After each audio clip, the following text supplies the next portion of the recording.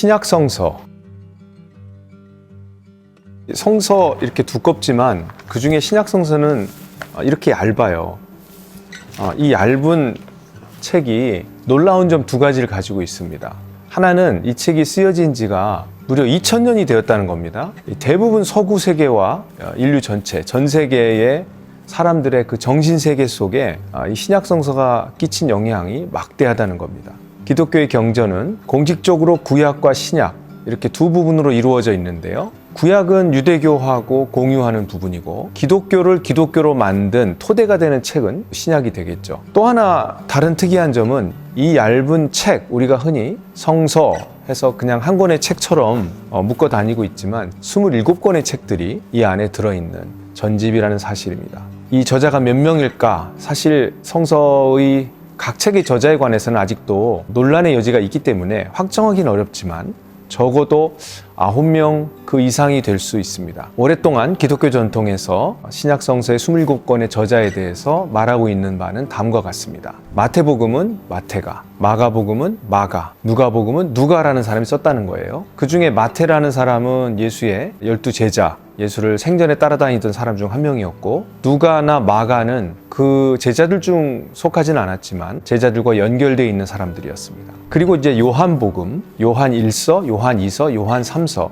요한계시록 이렇게 요한이라는 이름이 붙은 5권의 책이 있습니다. 이 5권의 책은 전통적으로 요한이라는 사람이 썼다고 그렇게 인정이 되고 있고요. 그리고 이제 서신서로 로마서부터 시작해서 고린도전서, 후서, 갈라디아서, 에베소서, 빌립보서, 골로새서, 데살로니가 전서, 데살로니가 후서, 디모데 전서, 디모데 후서, 디도서, 빌레몬서까지 이렇게 13권을 바울이 쓴 책으로 이렇게 보통 치부를 합니다. 그리고 나서 나오는 히브리서라는 책은 저자가 거기 책에도 나오지 않고 그래서 저자 미상 이렇게 지금 정리를 해야 될 것 같고요. 베드로 전서, 베드로 후서는 베드로 예수 제자 중 가장 유명한 사람이겠죠. 그리고 야고보서라는 책은 야고보인데 이 야고보는 예수 제자 중 한 사람이 아니라 예수의 친동생으로 알려져 있어요. 그리고 마지막으로 유다서는 또 역시 예수의 동생이라고 알려진 유다라는 사람이 썼다. 이렇게 보면 이 성서의 저자들은 예수와 아주 가까운 모종의 관계가 있거나 그 가까운 사람들과 또 가까운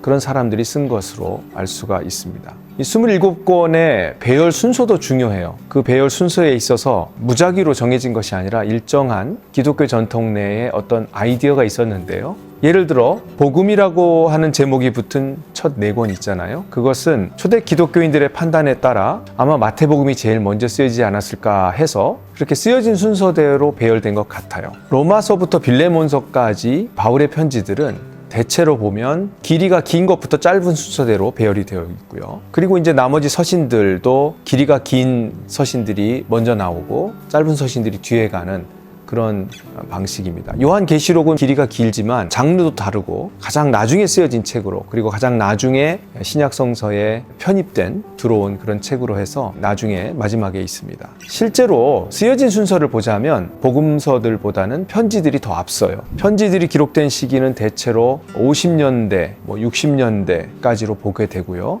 복음서 중에 가장 먼저 기록되었다고 여겨지는 마가복음이 70년경입니다. 그리고 70년부터 100년 사이에 나머지 책들, 사도행전, 나머지 서신들, 그리고 요한계시록까지 다 70년에서 100년 사이에 기록된 셈입니다. 그러니까 1세기가 가기 전에 신약성서 27권이 다 저술이 맞춰진 것이죠. 시기나 저자에 대해서 분명치 않은 여러 가지 이견들이 아직 있습니다. 이렇게 쓴 사람, 그리고 쓰여진 시기, 장소, 그리고 누구한테 썼느냐 이런 것이 다 다르기 때문에 신약성서의 책의 내용도 굉장히 다채로운데요. 그래서 누구한테 썼고 언제 썼고 누가 썼고에 따라서 그 책이 말하고자 하는 주제가 뭔지에 대해서 영향을 받을 수밖에 없죠. 그래서 그 문제가 좀 첨예합니다만 그냥 있는 그대로 읽더라도 신약성서의 주제를 어느 정도 파악은 할 수 있어요. 복음서에는 예수의 일대기에 관한 것이고 사도행전은 예수가 죽고 부활한 이후에 제자들이 활동했던 이야기이고 그리고 서신서는 그 제자들의 활동 중에서도 바울이라는 사람 그리고 나머지 몇몇 제자들이 확장되어가는 그 기독교 공동체를 향해서 뭔가 권면의 말들, 뭔가 도움을 주는 말들을 쓰기 위해 썼던 편지들 그리고 마지막으로 어떤 요한이라고 하는 사람이 봤던 환상이나 초월전 세계를 기록한 있는 요한계시록, 이런 내용들이 신약 성서의 주된 내용입니다. 글의 형식도 다채로워요. 복음서는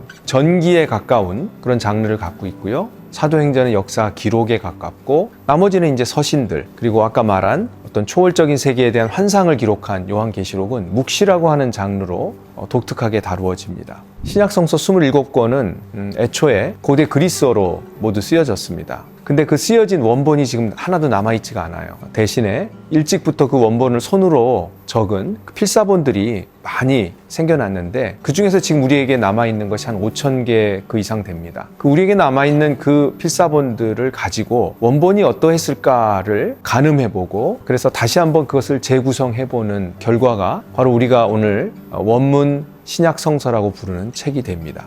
예수, 그리고 그를 따랐던 사람들, 첫 100년 동안 예수를 알고 믿게 되는 사람들이 생겨났는데, 그렇게 해서 쓰여진 그 27권이 신약 성서로 묶이게 된 겁니다. 그리고 오늘날 기독교의 경전이 되었습니다. 신약 성서는 신과 인간을 이어주는 일종의 다리입니다. 신이 누구인가, 그의 뜻이 무엇인가를 잘 드러내주고 가장 명백하고 구체적으로 우리에게 말해주는 매개체, 그것이 바로 신약 성서입니다.